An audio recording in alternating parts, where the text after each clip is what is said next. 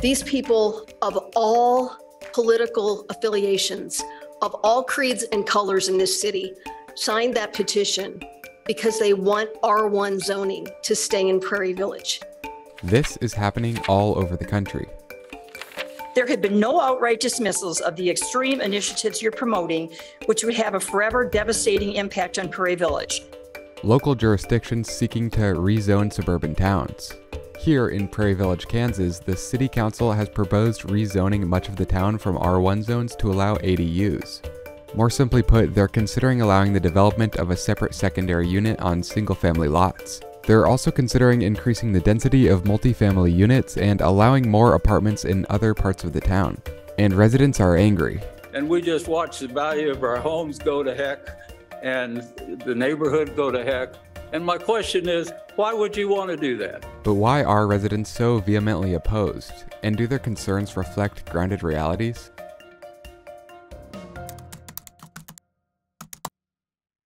This is a zoning map of Prairie Village. The yellowish beige color is zoned for single-family homes, meaning no other type of development is allowed here.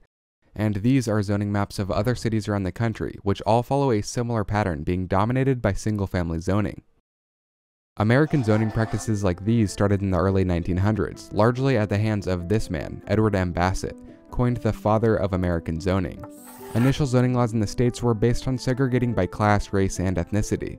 While race-based zoning laws were deemed unconstitutional in 1917, exclusionary zoning, which places restrictions on how land is used, persists across the country to this day, like here in Prairie Village. This system allows cities to covertly manage economic and racial diversity. While residents and council members in towns like these nationwide insist that their zoning laws aren't motivated by discrimination, statistics and critics suggest otherwise. I do believe it's deep-seated implicit bias. A lot of us have been doing the work to learn how racism works in our communities and recognize that we all have biases. In Prairie Village, just outside of Kansas City in affluent Johnson County, there's tree-lined streets, quiet neighborhoods, good schools. It's an idyllic suburb, for some. However, houses in the town are afforded only by the upper middle class. The average salary is around $93,000, which is $34,000 more than the national average. Just a little more than 4% of residents live below the poverty line, compared to 11.5% nationwide. A typical home goes for about $422,000, which is $150,000 more than the average home in Kansas. And to cap it off, 92% of the town is white. When residents say they don't want their city to change, they may not be referring to those statistics, but resisting rezoning will more than likely maintain those numbers, keeping towns both economically and racially sheltered from outsiders. Around 4,000 of the town's 23,000 people signed a petition calling for rezoning considerations to be entirely abandoned. You're not getting the younger professionals, the young families, all the folks that have busy lives that can't go to all their community meetings. So you hear from a very specific group of folks, and you may not be getting a fully robust idea of what the whole city wants. Right now, 95% of Prairie Village is zoned for single-family homes, so outspoken locals with diverse economic and residential backgrounds are few and far between. I just don't understand why you all are so interested in changing it. It is a wonderful community, and we want it to stay that way. Most members of anti-rezoning groups are vocal about their fears that undesirable developments would alter the feel and character of the community. But right now, suburbs everywhere are seeing quaint old home after quaint old home being torn down to make way for a modern McMansion, including in Prairie Village. So the outside developers that many towns are specifically trying to avoid would hypothetically be building affordable housing like duplexes, apartment complexes, and potentially some businesses. And it needs to be stated that not all rezones are meant to undo exclusionary zoning. Some are even meant to do the opposite. While anti-rezoning groups are extremely outspoken, they might actually represent a minority of Americans. A recent Pew study found that over 70% of respondents favor allowing an ADU, and almost 60% support allowing townhouses or multifamily homes on any residential lot. While multifamily developments are being constructed 50% more than the pre-pandemic average, out-of-town developers haven't shown much interest in rezoned towns. This might be due to minimum parking requirements and legal space limitations per lot, which are often still at play even with significant zoning changes. Reduction of property value and an increase in crime are also among the main concerns of residents in towns considering rezoning. But research has proven otherwise. This study at the George Mason University Center for Regional Analysis actually found the opposite to be true, with relatively strong home price appreciation and lower crime levels after the development of mixed-use housing. A study in the greater Boston area found that there were no negative effects for neighborhoods within relative proximity to multifamily developments.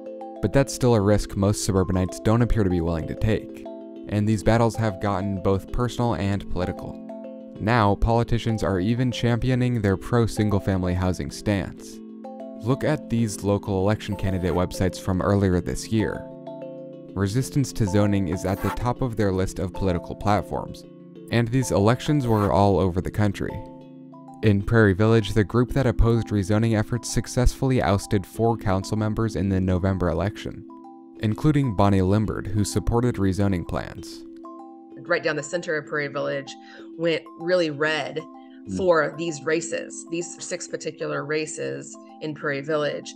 But countywide, those folks that may have voted against us still voted for more progressive candidates in other races. Our team was caught off guard by how many additional people came out to vote against this one issue.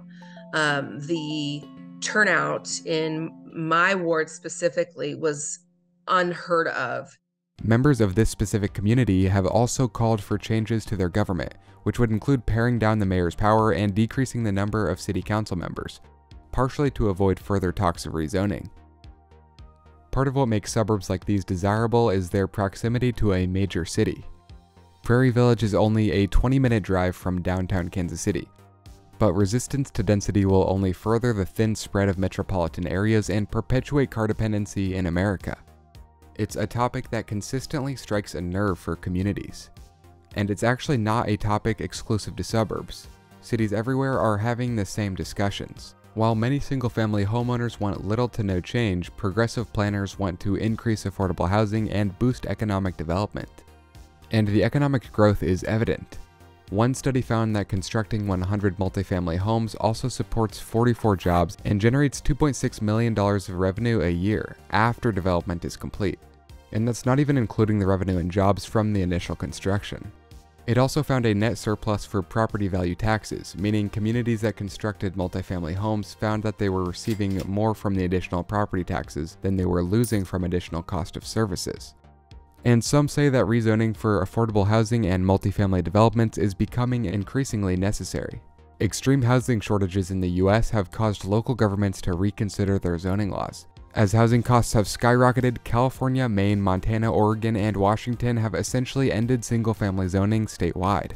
It's become so critical that Biden's administration has even offered federal grants for communities that agreed to reform their zoning laws. In Oregon, which became the first state to eliminate most single-family zoning in 2019, a housing analysis study found that the state would need to build over 500,000 housing units over the next 20 years to meet demand. In other words, the situation is dire, and rezoning or getting rid of exclusionary zoning laws altogether stands as a singular stride to rectify the issue.